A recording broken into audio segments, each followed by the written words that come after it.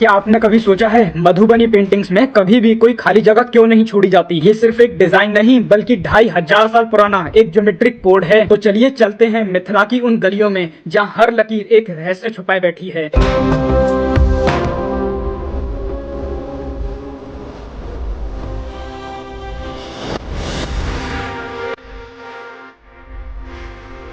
दोस्तों, मधुबनी पेंटिंग्स को मिथिला पेंटिंग के नाम से भी जाना जाता है। ये एक ट्रेडिशनल आर्ट फॉर्म है जो कि ओरिजिनेट हुई थी Mithila region of Bihar, India से। 1930s में बिहार के मधुबनी डिस्ट्रिक्ट में एक British officer William J Archer ने इसे पहली बार खोजा था। शुरू में इसे दीवारों पर ही बनाया जाता था। मेन सेंटर मधुबनी में मिलने की वजह से ही इसे मधुबनी पेंटिंग के नाम से फेम मिला। सदियों पुरानी है, कितनी सदियां बीत गई है तब जा करके ये अभी सामने आई। ऐसा माना जाता है इस पेंटिंग का ओरिजिन रामायण के टाइम से हुआ है। माता सीता और प्रभु श्री रामचंद्र जी के विवाह के अवसर पर पूरे जनकपुर को कुछ ऐसी ही पेंटिंग से सजाया गया था। इसमें वाइब्रेंट कलर्स, इंट्रिकेट डिजाइन्स और ज्योमेट्रिक पैटर्न्स होते हैं। ट्रेडिशनली वेडिंग्स, फेस्टिवल्स और बर्थ सेलिब्रेशन जैसे ओकेजन्स पर ही वुमेन्स ही घरों की दीवारों पर पेंट किया करती थी। ओवर टाइम ये आर्ट फॉर्म इवॉल्व हुई है और इसे कई दूसरी मीडियम्स पर भी क्रिएट किया जाने लगा, जैसे कि पेपर, क्लोथ और कैनवास। जो थीम्स है मधुबनी पेंटिंग्स की वो हिंदू माइथोलॉजी, विलेज लाइफ और नेचर पर बेस्ड होती हैं, जिसमें गॉड्स, गॉडेसेस, एनिमल्स और फोक टेल्स के सीन डिपिक्टेड होते हैं। साथ ही जो कलर यूज होते हैं वो ड्राइव किए जाते हैं प्लांट एक्सट्रैक्ट से, और कलर करने के लिए पेड़ की टहनियों, मैच स्टिक, ब्रशेस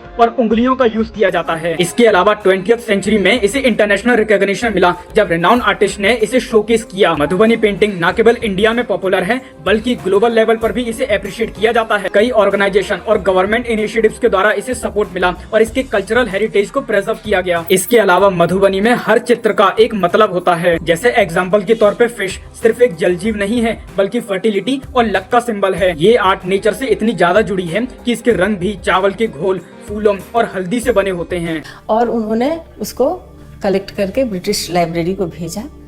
उसके बाद दुनिया ने समझा कि मिथिला का ये कला है और इसको बनाने वाली कौन है, तो घूंघट वाली आंखें। मधुबनी पेंटिंग्स में डबल लाइन का होना जरूरी होता है। ऐसा माना जाता है कि एक लाइन स्पिरिचुअल वर्ल्ड और दूसरा मटेरियल वर्ल्ड को शो करती है। इन पैटर्न्स में जो आप सिमेट्री देख रहे हैं ये बिना किसी स्केल और कंपास की मदद के बनाई जाती है। अगर बात करें मुगल टाइम पीरियड की तो इन पेंटिंग्स में रामायण और महाभारत की स्टोरीज के अलावा मुगल रूलर्स की स्टोरीज को भी इंक्लूड किया गया। इसके अलावा जो वुमेन आर्टिस्ट थी वो घरों के अंदर ही पेंट किया करती थी और जो बाद में उनकी लिवलीहुड का सोर्स भी बना। मुगल्स के टाइम पीरियड में इसे एक फोक आर्ट माना जाता था, लेकिन इसकी कला और टेक्निक ने इसे एक अलग पहचान दी और इसका यही रीजन है कि आज भी ये आर्ट फॉर्म उनकी विरासत का हिस्सा है। तो अगली बार जब भी आप किसी मधुबनी पेंटिंग को देखें तो सिर्फ उसके रंग मत देखिएगा, उसके पीछे की मेहनत और फिलॉसफी को भी पहचानिएगा।